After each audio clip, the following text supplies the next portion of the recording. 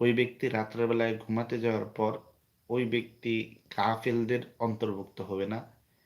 গাফেল মানে তারা যাদের অন্তর মন মরে যায়।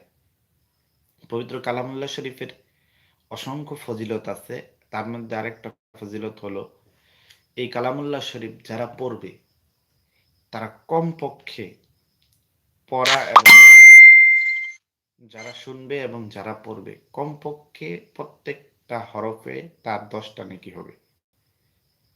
এই কথা বিশ্বনবী হযরত মুহাম্মদ রাসূলুল্লাহ সাল্লাল্লাহু আলাইহি সাল্লাম এটা বলে ক্ষান্ত হন নাই। তারপর তিনি বলতেছে, হে আলী, আমি বলি না আলিফ লাম মিম এইটা একটা হরফ, বরং আমি নবীজি বলতেছি আলিফ একটা হরফ, লাম একটা হরফ, মিম একটা হরফ। তাহলে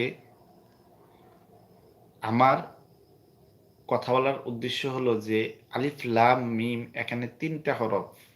কেউ যদি এইটা পড়ে, শুধু এইটা পড়ে, এটা সে নিজের পড়ার মাধ্যমে হোক বা আমাদের লাইভ ক্লাস বা আমাদের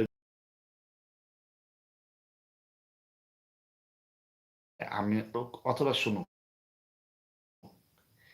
এই 3টা হরফ পড়লে কমপক্ষে বিশ্বনবীজির এই হাদিস অনুযায়ী তার 30টা নেকি হবে। সুবহানাল্লাহি ওয়া বিহামদিহি।